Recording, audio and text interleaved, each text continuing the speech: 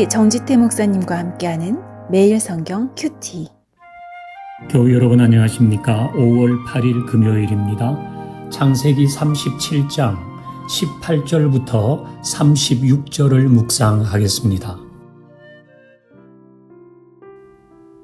요셉이 그들에게 가까이 오기 전에 그들이 요셉을 멀리서 보고 죽이기를 꾀하여 서로 이르되 꿈꾸는 자가 오는도다. 자, 그를 죽여 한 구덩이에 던지고 우리가 말하기를 악한 짐승이 그를 잡아먹었다 하자. 그의 꿈이 어떻게 되는지를 우리가 볼 것이니라 하는지라. 르우벤이 듣고 요셉을 그들의 손에서 구원하려 하여 이르되 우리가 그의 생명은 해치지 말자. 르우벤이 또 그들에게 이르되 피를 흘리지 말라. 그를 광야 그 구덩이에 던지고 손을 그에게 대지 말라 하니 이는 그가 요셉을 그들의 손에서 구출하여 그의 아버지에게로 돌려보내려 함이었더라.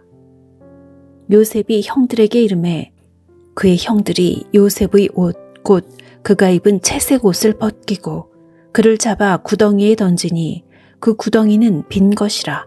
그 속에 물이 없었더라. 그들이 앉아 음식을 먹다가 눈을 들어 본즉 한 무리의 이스마엘 사람들이 길르앗에서 오는데 그 낙타들의 향품과 유향과 몰약을 싣고 애굽으로 내려가는지라. 유다가 자기 형제에게 이르되 우리가 우리 동생을 죽이고 그의 피를 덮어둔들 무엇이 유익할까? 자, 그를 이스마엘 사람들에게 팔고 그에게 우리 손을 대지 말자. 그는 우리의 동생이요 우리의 혈육이니라 하매 그의 형제들이 청종하였더라. 그때에 미디안 사람 상인들이 지나가고 있는지라. 형들이 요셉을 구덩이에서 끌어올리고 은 20에 그를 이스마엘 사람들에게 팔매 그 상인들이 요셉을 데리고 애굽으로 갔더라. 르우벤이 돌아와 구덩이에 이르러 본즉 거기 요셉이 없는지라. 옷을 찢고 아우들에게로 되돌아와서 이르되 아이가 없도다. 나는 어디로 갈까? 그들이 요셉의 옷을 가져다가 순염소를 죽여 그 옷을 피에 적시고 그의 채색 옷을 보내어 그의 아버지에게로 가지고 가서 이르기를 우리가 이것을 발견하였으니 아버지 아들의 옷인가 보소서 하매 아버지가 그것을 알아보고 이르되 내 아들의 옷이라. 악한 짐승이 그를 잡아 먹었도다. 요셉이 분명히 찢겼도다 하고 자기 옷을 찢고 굵은 배로 허리를 묶고 오래도록 그의 아들을 위하여 애통하니 그의 모든 자녀가 위로하되 그가 위로를 받지 아니하여 이르되 내가 슬퍼하며 수올로 내려가 아들에게로 가리라 하고 그의 아버지가 그를 위하여 울었더라. 그 미디안 사람들은 그를 애굽에서 바로의 신하 친위 대장 보디발에게 팔았더라. 18절을 읽습니다. 요셉이 그들에게 가까이 오기 전에 그들이 요셉을 멀리서 보고 죽이기를 꾀하여 요셉의 이복 형들이 요셉을 보고 죽이자고 모의했다는 것입니다. 요셉이 형들의 잘못을 아버지께 고하거나 또는 형들이 자기에게 절하는 꿈을 꾸었지만 그것이 사람을 죽일 일은 아니지 않습니까? 그런데도 요셉의 형들은 멀리서 요셉이 오는 곳을 보고 죽이려고 합니다. 그 형들의 마음이 이렇게 모아졌어요. 20절을 보면 자, 그를 죽여 한 구덩이에 던지고 우리가 말하기를 악한 짐승이 그를 잡아먹었다 하자. 비도덕적인 겁니다. 25절 볼까요? 그들이 앉아 음식을 먹다가 이건 지금 동생을 구덩이에 집어 던진 다음에 한 행동입니다. 아무렇지도 않게 앉아서 음식을 먹었습니다. 매우 비도덕적입니다. 지금 요셉의 형들이 한 통속이 된 거예요. 이런 상황에서 아니 그래도 형제인데 죽이지 말자.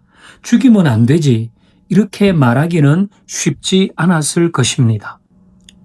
라이놀드 니버가 도덕적 인간과 비도덕적 사회라는 책을 썼습니다.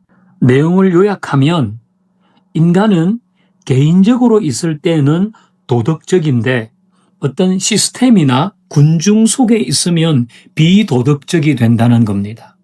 그 군중이 함께 비도덕적인 행동을 하자고 할 때 거기에서 나는 아니다라고 말하기가 어렵다는 겁니다.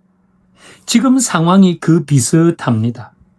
개인적으로는 도덕적일지 모르지만 그 형제들이 모여 있으니까 요셉에 대한 분노가 표출되었고 그것이 살인을 하자고 하는 데까지 이른 겁니다. 비도덕적인 거죠. 자, 이런 상황에서 22절 봅니다. 르우벤이 또 그들에게 이르되 피를 흘리지 말자. 그를 광야 구덩이에 던지고 손을 그에게 대지 말자 그럽니다. 그 르우벤은 그래도 죽이면 안 돼. 어떻게 우리 손으로 죽여? 그냥 구덩이에 던지자.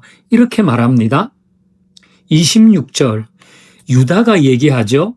자기 형제에게 이르되 우리가 우리 동생을 죽이고 그 피를 덮어둔들 무엇이 유익할까? 이제 그리고 이어지는 말은 너희로 팔자 그런 겁니다. 그 사실 이것도 도덕적이지는 않아요. 막으려면 끝까지 죽이면 안 된다고 하든지 그래야 되는데 그럼 구덩이에 던지자 아니면 팔자. 이것도 옳은 행동은 아니지만 그래도 작은 목소리잖아요. 르우벤과 유다는 그 비도덕적인 형제들의 상황에서 그래도 작은 목소리를 내요. 죽이지는 말자. 우리 손으로 피를 흘리지는 말자. 저는 이 상황에서 이런 말을 하기도 쉽지 않았을 거라고 생각합니다. 하지만 르우벤과 유다는 작은 목소리를 냈습니다. 우리도 그래야 합니다. 우리도 좀 소심할 수도 있고 수동적일 수도 있지만은 그러나 악한 것에 대해서는 거부할 수 있어야 하겠습니다. 사람들이 시스템을 빌미로 아니면 다수라는 것을 빌미로 말하고 행동하는 것이 도덕적이 아닐 때 하나님의 말씀과 대치될 때는 작은 목소리라도 내야 하는 겁니다. 하나님 아버지, 비도덕적인 사회에서 도덕적인 인간으로 사는 것이 쉽지 않은 시대입니다. 하지만 우리는 하나님의 공의를 따라 하나님의 사랑을 따라 작은 목소리라도 낼 수 있는 사람들 되게 하옵소서. 예수님의 이름으로 기도하옵나이다. 아멘.